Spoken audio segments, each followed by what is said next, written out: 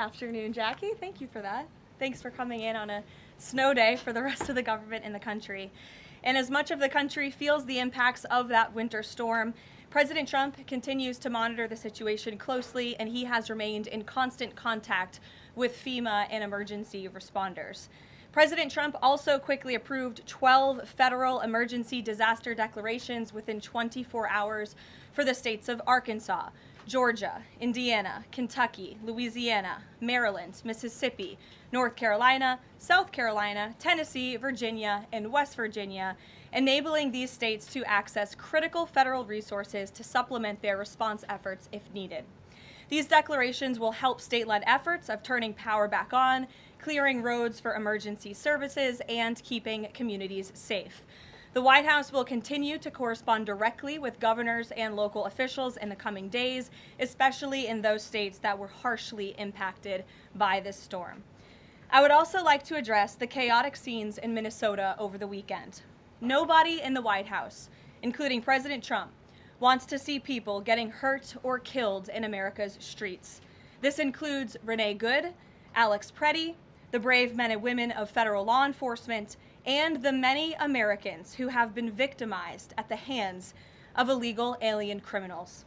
Saturday's shooting remains under active investigation by Homeland Security Investigations and the FBI. The Customs and Border Protection is also conducting their own internal review. As President Trump said yesterday, the administration is reviewing everything with respect to the shooting, and we will let that investigation play out. But let's be clear about the circumstances which led to that moment on Saturday. This tragedy occurred as a result of a deliberate and hostile resistance by Democrat leaders in Minnesota. For weeks, Governor Walz and the Mayor Jacob Frey and other elected Democrats were spreading lies about federal law enforcement officers who are risking their lives daily to remove the worst criminal illegal aliens from our streets: murderers, rapists, pedophiles, human traffickers, and gang members. Governor Walz and Mayor Frey have shamefully blocked local and state police from cooperating with ICE, actively inhibiting efforts to arrest violent criminals. They have also used their platforms to encourage left-wing agitators to stalk, record, confront, and obstruct federal officers who are just trying to lawfully perform their duties, which has created dangerous situations threatening both these officers and the general public and Minnesotans alike. This is precisely what unfolded in Minneapolis on Saturday morning. Obstructing federal law enforcement and inciting violence against officers is wrong and illegal. This used to be a universally accepted position in the United States. Amid the hysteria, we must remember how we got here to this moment today and what this Democrat opposition is about. Former President Joe Biden and the Democrats opened America's borders for 4 years, inviting tens of millions of illegal aliens from all over the world to flood into our country. Among them, violent criminals who terrorized American communities and have inflicted devastating, permanent pain and harm on law-abiding Americans and their families. Yet we never saw outrage from Democrats or their allies in the liberal media over these horrifying crimes against U.S. citizens. The pain of American angel families was ignored and dismissed because it undermined the Democrat narrative. Innocent Americans like Jocelyn Nungray, Laken Riley, and Rachel Morin are just a few of the many victims savagely murdered by illegal alien criminals. Earlier this month, an illegal alien from Mexico with a long criminal history who came into our country under Joe Biden's administration threw a baseball-sized stone at a school bus carrying children in New Jersey and fractured the skull of an 8-year-old innocent child. President Trump promised accountability to these American families by securing the border, deporting every illegal alien who has committed crimes, especially and most importantly, violent crimes. Nearly 80 million Americans voted for him to deliver on that very promise, and he is. As the duly elected president, the president is fulfilling the will of the people by arresting and removing these threats from our country in cities from Los Angeles to New York and, yes, Minneapolis. Yet Democrat leaders in Minnesota with sanctuary city policies have actively defied federal immigration law and the will of the people. And as a result of that defiance, 2 Minnesotans have now tragically lost their lives on the streets of Tim Walz's state. It is President Trump's hope and wish and demand for the resistance and chaos to end today. That's why President Trump spoke with Governor Walz directly this morning, and he has outlined a clear and simple path to restoring law and order in Minnesota. Number 1, Governor Walz, Mayor Frey, and all Democrat leaders should turn over all criminal illegal aliens currently incarcerated in their prisons and jails to federal authorities, along with any illegal aliens with active warrants or known criminal histories for immediate deportation. Number 2, state and local law enforcement must agree to turn over all illegal aliens who are arrested by local police. And then thirdly, local police must assist federal law enforcement in apprehending and detaining illegal aliens who are wanted for crimes, especially violent crimes.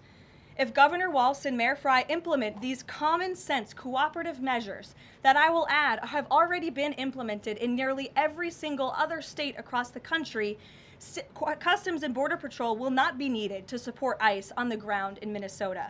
ICE and local law enforcement can peacefully work together, as they are effectively doing in so many other states and jurisdictions. Additionally, President Trump is calling on the United States Congress to immediately pass legislation ending sanctuary cities once and for all.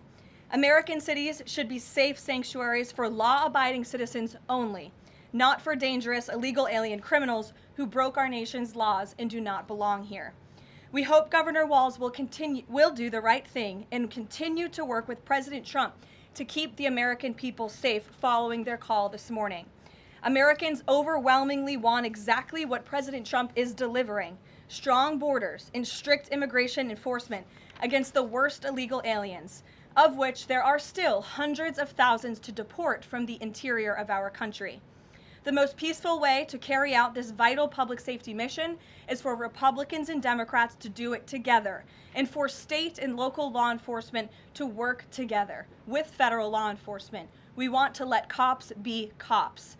You wouldn't know this continues to be a very popular policy position from the biased media coverage over the course of the last few days, but polling shows huge support for this exact thing President Trump is calling for. More than 80% of Americans favor deporting illegal aliens convicted of violent crimes. A country unable to deport criminals who enter it illegally is no country at all. The open borders agenda of Kamala Harris, Tim Walz, and the Democrats was already on the ballot on November 5th, 2024, and it was resoundingly rejected. President Trump will never back down from his promise to deport violent criminal illegal aliens and make America safe again, and he welcomes all cooperation in that effort.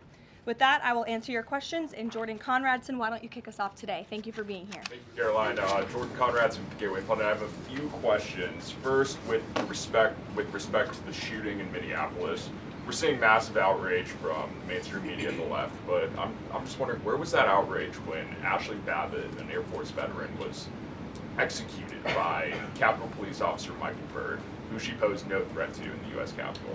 Well, you raised a very important point, which I also believed I just raised as well in those opening remarks, in that there has no doubt been selective outrage by the liberal biased media in picking and choosing victims and highlighting their stories. And as I've said, President Trump does not want any Americans to lose their lives in the streets of America and in American communities across the country. He believes what happened on Saturday is a tragedy, but every life is equal to President Trump, and that's why the lives of Laken Riley and Jocelyn Nungray continue to matter to him and be an utmost priority to him to this very day. And it's unfortunate that we did not see the same type of sensationalist media coverage over the tragic deaths of those innocent American women and girls across the country as we are in the wake of this tragedy that took place on Saturday. Gabe. Sure, go ahead, Jordan. I want to get your response to this. The Arizona Attorney General, just days before this shooting in Minneapolis, she seemingly encouraged rioters to go out and shoot and kill ICE agents. And I'll quote her here. She said, "If you reasonably believe your life's in danger and you're in the house or in your car or on your property, you can defend yourself with lethal force." And she said that you can't tell if ICE agents are law enforcement or imposters, and it becomes an issue of whether you reasonably believed they were law enforcement. Do you have a response to that, and does the White House believe that she should be held accountable for Well, these remarks? such dangerous rhetoric, as I pointed out, is exactly what has brought us to this position today, where you have elected Democrat officials across the country who are encouraging left-wing agitators and crazy people to go out and unlawfully obstruct lawful immigration enforcement. Again, these brave men and women of ICE and Border Patrol and the federal enforcement are just trying to do their jobs to enforce our nation's immigration laws and to go after the worst of the worst in this country. I would encourage everyone in this room, and I would encourage the Arizona Attorney General to look at the video of an ICE agent in Minneapolis. He was approached by left-wing agitators who were honking their horns and were screaming slurs at him, and he rolled down his window and he said, "What are you doing? I am out here trying to catch a child predator, somebody who has convicted crimes against an innocent child, and you are trying to obstruct me from doing my job." This rhetoric against ICE, comparing them to Nazi Gestapo, Donald Trump's police force, is despicable, it is shameful, and it is precisely what has led to the escalation of tensions in Minneapolis and in other places across the country. Gabe, go ahead. Be looking into her for justifying violence? I would defer you actively? to the Department of Justice on that. Thank you, Caroline. Regarding Minnesota, on Saturday, the Department of Homeland Security posted that Pretti looks like he wanted to do maximum damage and massacre law enforcement. Stephen Miller on Saturday posted that, or called Pretti a would-be assassin. Why did administration officials jump to conclusions before an investigation had even been conducted? Well, look, this has obviously been a very fluid and fast-moving situation throughout the weekend. As for President Trump, whom I speak for, he has said that he wants to let the investigation continue and let the facts lead in this case. With regards to the deployment of Tom Homan to Minneapolis, should the deployment of Mr. Homan to Minneapolis be seen as a sign that the president is dissatisfied with how the officials on the ground had handled the incident? No, Mr. Homan is doing an exceptional job, and he has been working with Secretary Noem and President Trump over the course of the last year. Secretary Noem still has the utmost confidence and trust of the President of the United States, and she's continuing to oversee the entire Department of Homeland Security and all of the immigration enforcement that's taking place across the whole entire country. Of course, Secretary Noem is also in charge of FEMA, and we are in the wake of a brutal winter storm where hundreds of thousands of Americans have been impacted by that. So Borders Are Homan is in a unique position to drop everything and go to Minnesota to continue having these productive conversations with state and local officials. And I know that he's catching a plane in just a few hours to do just that at the request of the president. Jennifer. On Saturday's shooting, has the president been briefed, and have you been briefed on specific details of the shooting? How many shots were fired? How many guns discharged? And I mean, did the protesters' gun go off, or only the officers' guns? Do you have any of those details? Again, the investigation is continuing, Jennifer, and we will let the facts lead, and we will let the facts play out in this investigation. I do know that HSI and FBI are conducting interviews with those that were involved and the agents who were involved in this unfortunate tragedy on Saturday. Are they keeping the president up to date on all those details? The president is obviously very much on the ball with respect to this investigation. I think he's made that quite clear with the various statements that you've seen him put out, and also the 4 points that the president has outlined as well to Governor Walz, and to encourage him to cooperate with ICE and with the administration.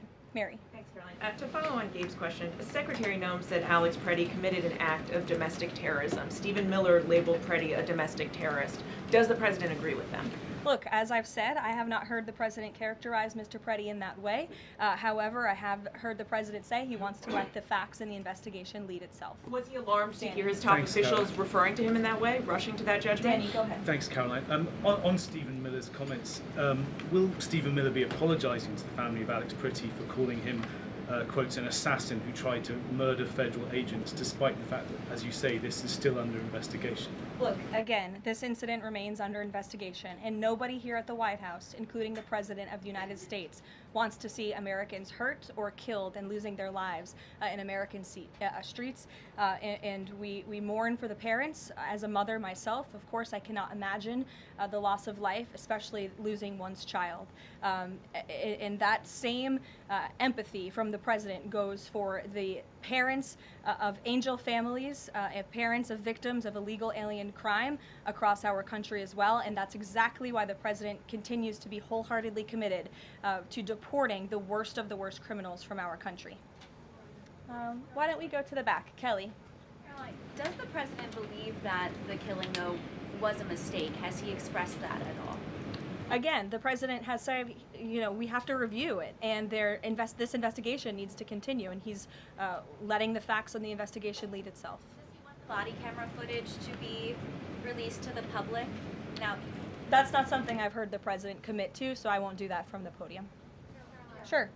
Caroline, how serious is the administration taking allegations that local and state officials in Minnesota are actively coordinating with demonstrators through encrypted or non-encrypted communications, as well as providing government resources to impede immigration enforcement operations? I'm sorry, Carrie, could you repeat your question? How serious is the administration taking allegations that local and state Minnesota officials are communicating with demonstrators to basically impede immigration officials? Well, we've definitely seen active organization amongst these left-wing groups, Carrie, and it is something that I know the FBI and the Department of Justice are looking into. Again, it is illegal to unlawfully obstruct lawful immigration enforcement in this country, and these agitators are making it nearly impossible for ICE to do their jobs and for federal law enforcement to carry out the will of the American people to deport the worst of the worst. I would just encourage everyone to please imagine in this room, all of you come to the White House every day to report on the President of the United States and the administration. You come into this briefing room, you walk through the gates of the White House. Just imagine if there were left-wing agitators or agitators of any kind who were in your face, who were doxing you, who were harassing you, who were physically threatening you, who were biting off your fingers in the case of two Border Patrol agents we saw this past weekend in Minneapolis. That would make it very difficult for you to show up and do your job here at the White House every single day. That's what these officers in Minneapolis are facing. That's why the president is calling on Governor Walz and Mayor Frey for these three very simple and common sense points of cooperation so that ICE and local law enforcement can work together. Again, we are just asking for police to be police. And if you ask any law enforcement agent or official, they want to be able to work with their federal counterparts at the state and local level and vice versa. Caroline. Thanks a lot, Caroline. Two questions. One is looking forward. The role of Mr. Homan. Is he being sent by the president to diffuse the situation that exists right now on the ground? Is he the point person essentially for the White House in terms of trying to tamp down the tensions that exist right now in Minnesota? Well, Mr. Homan is the point person for cooperating with state and local authorities and corresponding with them, again, to achieve this level of cooperation to subdue the chaos on the streets of Minneapolis. And I would just point out that Mr. Homan is someone who has been lauded for many, many decades for his experience working in law enforcement. In fact, this is a Washington Post headline from 9 years ago, 2016. Meet the man the White House has honored for deporting illegal immigrants. And I would remind everyone in this room that it was former President Barack Hussein Obama who awarded a medal to Mr. Homan. So he's obviously very qualified. He has the full trust and faith of the president. He will continue to have these meetings in the hopes that ICE and local law enforcement can cooperate and work together to have successful immigration enforcement, as we've seen in almost every other state across the country. And secondly, Caroline, can you talk a little bit about tomorrow's trip by the president to Iowa, what the purpose of that trip is, what the goals of that trip are? Sure, yes. Tomorrow, President Trump will be traveling to Des Moines, Iowa. He will be making a local visit at a local business, and then he will be giving a speech on affordability and on the economy. And I know he very much looks forward to being there, to meeting with the great people of Iowa, but also lawmakers as well. Jake. Caroline, a couple quick questions. First, does the president remain fully confident in Kristi Noem's ability to lead the DHS? Yes. And then just secondly, just on that Wall Street Journal reporting that we saw yesterday, the president said at some point that the immigration enforcement officers would leave Minneapolis. Did the Saturday killing of Alex Pretti expedite that withdrawal at all? To your first question, the answer is yes. He still has confidence and trust in Secretary Noem. To the second question, I would point you back to what I said earlier. If Governor Walz and Mayor Frey implement these common sense cooperative measures, CBP will no longer be needed to support ICE on the ground in Minnesota. ICE and local law enforcement will peacefully work together, as they are effectively doing in so many other states and jurisdictions, to remove violent criminals from American neighborhoods across the country. Did Walz ask the president to remove the immigration enforcement officers? He asked the president to scale down, and the president reiterated what the president put out in his statement yesterday and what I'm sharing with all of you as well. I would just add on this level of cooperation a few statistics that I think are very important. 7 of the top 10 safest cities in the United States cooperate with ICE. And we've seen historic turnaround in safety in cities that have chosen to cooperate with ICE, that are not just led by Republicans, but also look right here in Washington, D.C. We had a great level of cooperation with Mayor Bowser and the local government, and we have been able to remove thousands of illegal aliens from the District of Columbia, where you all live, so you can thank President Trump for that. The murder rate in Washington, D.C. has plummeted as a result. There were no riots, there were no protests, nobody was tragically killed as a result of that level of cooperation between federal and local authorities. And again, that's all the president is asking for in Minnesota. It's totally common sense. Jared, go ahead. Thank you. Karoline, in this process, you continue to describe the situation in Minneapolis as chaos. Was there any mistake made by Secretary Noem that led the president to send Mr. Homan there? I'm sorry, I don't understand your question. Did Secretary Noem make a mistake which led to... If she made any mistake that could lead the president to send Mr. Homan to Minneapolis? No, as I already mentioned, Mr. Homan has been working alongside Secretary Noem and for the president over the course of the last year. And again, he's uniquely positioned to hop on a flight to Minnesota today to continue this correspondence with state and local authorities, and that's what he's going to be doing. Fran.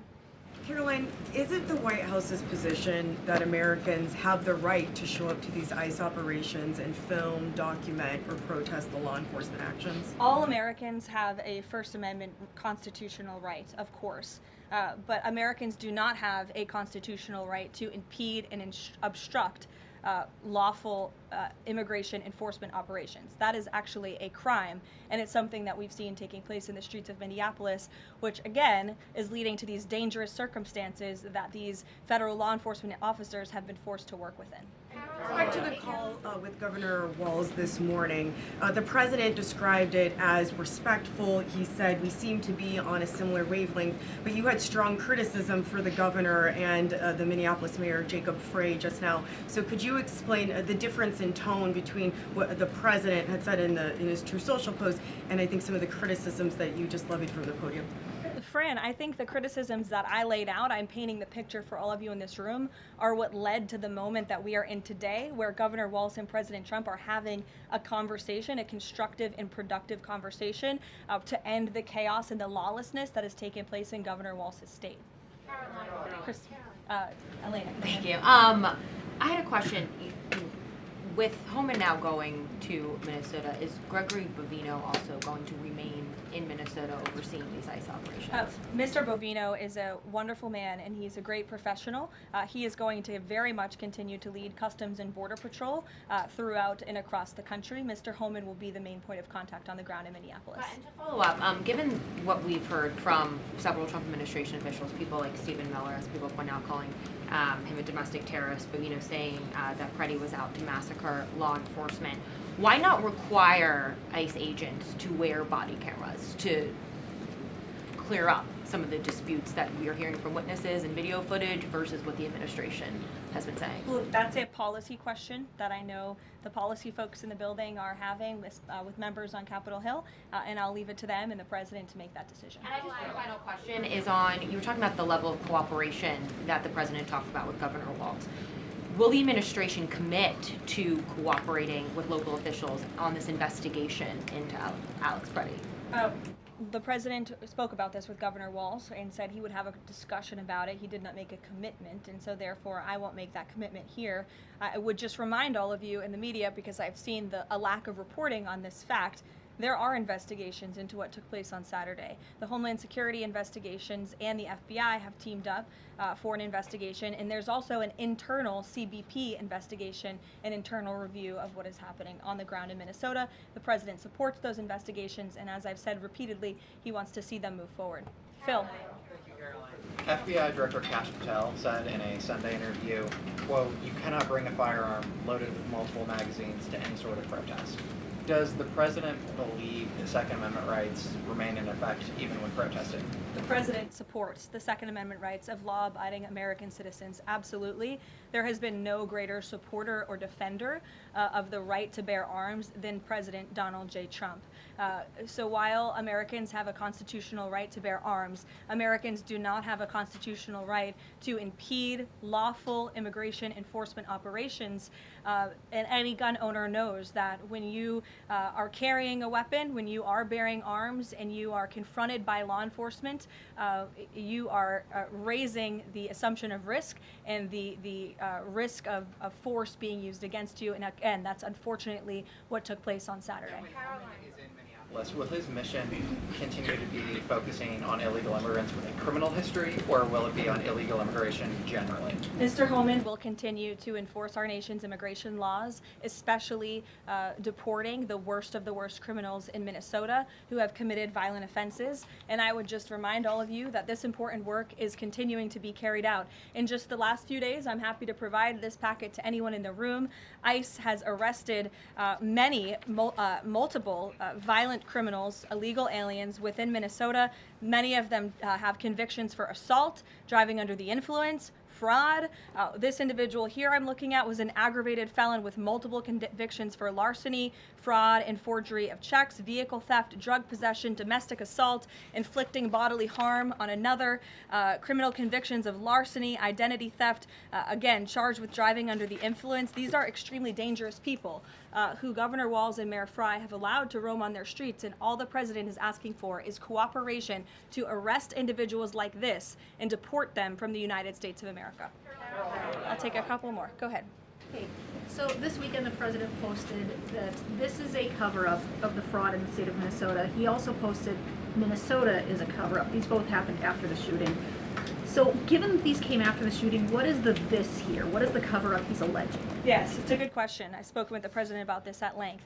What the president is referring to is the fact that you have Governor Walz and again the mayor who have been encouraging these left-wing agitators to come out and to harass and to dox and to threaten ICE and to make this conversation about and smear lies about federal law enforcement who again are just trying to do their jobs in an attempt to distract from the widespread massive fraud that has taken place in their state.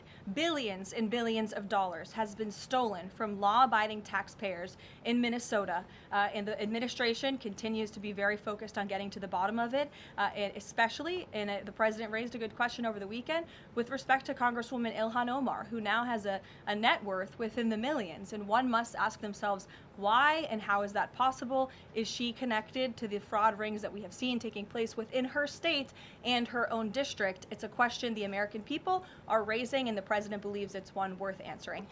Haley. Thanks, Caroline. I want to go back to some of the comments from Stephen Miller and Secretary Noem.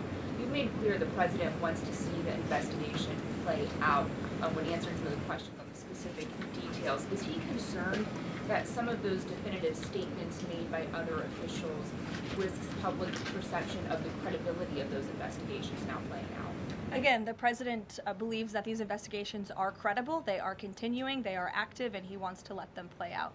Alex. Caroline, thank you. Is the administration willing to separate DHS funding from other funding bills in order to avoid a broader shutdown? Look, at this point, the White House supports the bipartisan work that was done to advance the bipartisan appropriations package, and we want to see that passed. Policy discussions on immigration in Minnesota are happening. Look, the president is leading those discussions as evidenced by his correspondence with Governor Walz this morning, but that should not be at the expense of government funding for the American people, which would include, as you know, Alex, FEMA funding, and we are in the midst of the storm that took place over the weekend, and many Americans are still being impacted by that. So So we absolutely do not want to see that funding lapse, and we want the Senate to move forward with passing the bipartisan appropriations package that was negotiated on a bipartisan basis. And secondly, there's another round of Russia-Ukraine talks this weekend, Sunday. I wonder if you can walk us through with the president, how he'll be involved in that, if at all. We'll be talking to President Putin, President Zelensky ahead of those meetings. I'm not tracking any scheduled calls at this point in time. However, the president remains deeply involved, and of course he's being apprised by his advisors, namely Jared Kushner and Special Envoy Witkoff, on these talks. They had a multilateral meeting this past weekend, which didn't get a ton of coverage, but that was historic in nature, where the president's team has really brought two sides of this war to the table together to move the ball closer towards peace. So the president is not giving up on the peace process. He obviously just met with President Zelensky when we were in Davos, Switzerland, but I'm not tracking any calls scheduled for this week. On one more foreign policy point, I will point out, as you all saw, the last remaining body of the hostages, Israeli hostages in Gaza, has been returned. This is a huge foreign policy feat for the President of the United States, for the State of Israel, and frankly for the whole world. The President made the impossible possible, and so it's great news for the President, for the United States, for our allies, and also for peace in the Middle East. And I understand that more than 20 new additional countries have also signed up to join the newly established Board of Peace with respect to the rebuilding of Gaza, which is another historic accomplishment for this president. So thank you all very much, and we'll see you in Iowa tomorrow.